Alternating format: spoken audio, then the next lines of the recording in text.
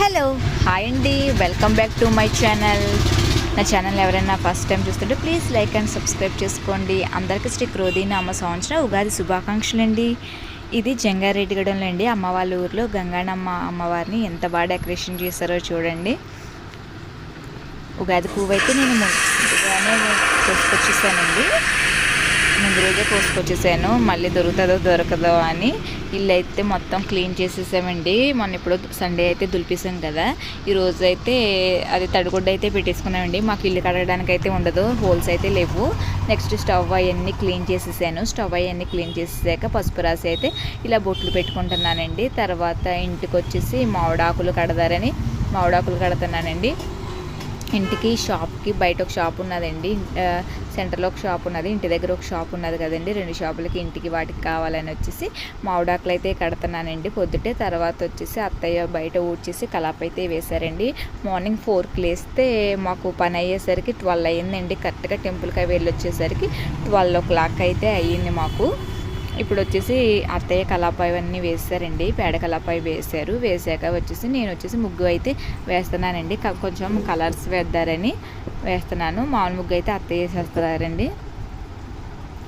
సింపుల్గా ముగ్గు అయితే వేసానండి. కొంచెం కలర్స్ వేసి మామిడి చిలకలు వేసి మామిడికాయలు అవి వేసి ముగ్గు అయితే వేసానండి. ముగ్గు అవి వేసేసిన తర్వాత ఇదిగోండి నా ముగ్గు అయితే ఇలా ఉంది. ఎలా ఉందో ప్లీజ్ కామెంట్ చేయండి. మీరు ఎలాంటి ముగ్గు వేశారు? ముగ్గు కూడా రెడీ అయిపోయిందండి. ఇందాక కట్టాను కదండి మామిడాకులు అవి ఇంకా సరిపోలేదండి. అవి ఒక షాప్కి వచ్చినాయండి, మళ్ళీ ఇంకో షాప్కి కడతారని ఇదిగోండి ఇంకో షాప్కి అయితే కడతాను నేను. కొంచెం వేపాకులు కూడా వేసానండి. వేపాకులు వేస్తే తర్వాత స్నానం అయితే చేసి వచ్చేసానండి. స్నానం చేసి వచ్చేసిన తర్వాత గడపకైతే పసుపు రాసి బొట్లు అయి పెడుతున్నానండి. వరిపిండి ఉంటుంది కదండి, వరిపిండితో అయితే ముగ్గులా అయితే వేసాను, గీతలు గీసానండి గడప మీద. తర్వాత ఇంటికి కూడా మామిడాకులు కట్టేసానండి. కట్టేసిన తర్వాత ఈరోజు స్పెషల్స్ వచ్చేసి పులిహోర చేస్తున్నానండి. పులిహోర, గారెలు, భక్షాలు, ఉగాది పచ్చడి అండి. రైస్ అయితే స్టవ్ మీద అయితే వండేసానండి. డైలీ రైస్ కుక్కర్లోనే పెడతానండి. పులిహోర కొంచెం పదునుగా ఉండాలని పులిహోరకి స్టవ్ మీద అయితే వండుతున్నాను. పచ్చిమిరపకాయలు, ఎండుమిరపకాయలు, కరివేపాకు, మినపప్పు, శనగపప్పు, ఆవాలు, జీలకర్ర, పల్లీలు అన్నీ పక్కన పెట్టుకున్నానండి. స్టవ్ మీద ఒక గిన్నె పెట్టేసి ఆయిల్ హీట్ అయిన తర్వాత ఈ పోపు గింజలన్నీ వేపేసుకున్నాను. వేపేసుకున్న తర్వాత చింతపండు పులుసు ముందు రోజే ఉడకబెట్టేసి పక్కన పెట్టుకున్నానండి. మళ్ళీ ఆ రోజు అంటే అవదని ముందు రోజే పెట్టేసుకున్నాం. అందులో కొంచెం నెయ్యి వేసాక ఇది ఆవాల పొడి అండి, పచ్చి ఆవాల పొడి కంపల్సరీ వేసుకోవాలండి. 1 కేజీ రైస్కి 1 స్పూన్ అయితే సరిపోద్దండి. కొంచెం నెయ్యి వేసుకున్నాను, కొంచెం సాల్ట్ వేసుకున్నానండి. పోపులో కొంచెం ఇంగువ అయితే వేసుకున్నానండి. చాలా ఎమ్మిగా వచ్చింది. లాస్ట్లో వచ్చేసి అంతా కలిపేసాక కొంచెం వచ్చేసి కొత్తిమీర అయితే జల్లుకున్నానండి. చింతపండు పులిహోర అయితే రెడీ అయిపోయింది. నెక్స్ట్ వచ్చేసి బొబ్బరి గారెలు అయితే చేస్తున్నానండి ఈరోజు. పచ్చిమిరపకాయలు, అల్లం, జీలకర్ర వచ్చేసి కొంచెం కచ్చాపచ్చ అయితే రుబ్బుకున్నానండి. పప్పు వచ్చి తెల్లవారుజామున 4కే పోసుకున్నానండి. బొబ్బరి పప్పు తొందరగా నానిపోతుంది కదా, అప్పటికప్పుడు రుబ్బుకుంటున్నాను. కొంచెం పొడి పొడిగా ఉండేటట్టు, వాటర్ వేయకుండా అయితే పప్పులా ఉండేటట్టు అయితే రుబ్బేసుకున్నానండి. బొబ్బరి గారెలు స్టవ్ మీద అయితే ఫస్ట్ ఆయిల్ పెట్టేసుకొని పప్పు అయితే రుబ్బుకోవాలండి, లేకపోతే ఉత్తిన జారు అయిపోతుంది పప్పు. బొబ్బరి గారెలు అయితే వేసేసుకున్నాను. బొబ్బరి గారెలు కూడా చాలా బాగా వచ్చినాయండి.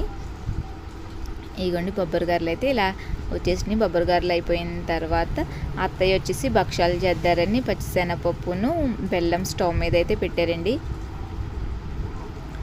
అవంతా ప్రిపేర్ చేసుకున్నాక అత్తయ్య భక్షాలు కూడా రెడీ చేసేసారు. భక్షాలు కూడా అయిపోయినాయండి. ఇవంతా పని మొత్తం అయ్యేప్పటికీ 12 అయితే అయ్యిందండి.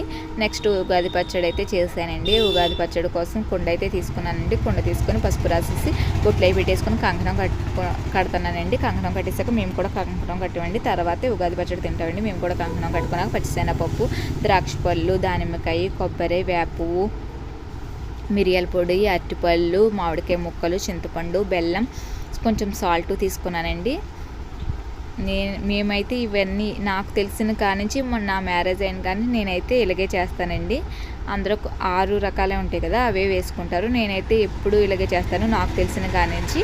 నెక్స్ట్ కూరాడిని కూడా పూజించామండి ఈరోజు. అక్కడ భక్షాలు పెట్టాము, పులిహోర, గారెలు అవి పెట్టేసి ఈ పూజ కూడా కంప్లీట్ అయిపోయిందండి ఇంట్లో. పూజ కంప్లీట్ అయిపోయింది. కూరని అయితే పూజించేసాం, పచ్చడి అయితే చేసాం. నెక్స్ట్ అంతా అయిపోయాక నెక్స్ట్ టెంపుల్కి అయితే వెళ్తున్నామండి. ఇక్కడ కట్ట మీద ఉంటారు అమ్మవారు, కట్ట మైసమ్మ తల్లి. తర్వాత ఫస్ట్ కట్ట మైసమ్మ తల్లిని అయితే పూజించుకోవాలి. పూజించుకున్న తర్వాత కొబ్బరికాయ కొట్టుకున్నానండి, గాజులే పెట్టుకుని పసుపు కుంకుమ అవి వేసేసుకున్న తర్వాత ముత్యాలమ్మ తల్లి దగ్గరికి వచ్చామండి. ముత్యాలమ్మ తల్లి బోనాలు అయితే శ్రావణంలో బాగా జరుగుతాయండి. అప్పుడే గుడి ఓపెన్ ఉంటుంది అనుకుంటండి, ఉత్త రోజులు ఇక్కడ ఎవరు ఉండరు అనుకుంటా. అమ్మవారిని కూడా దర్శనం చేసేసుకున్నామండి. నెక్స్ట్ వచ్చేసి ఇదిగోండి పులిహోర అండ్ గారెలు,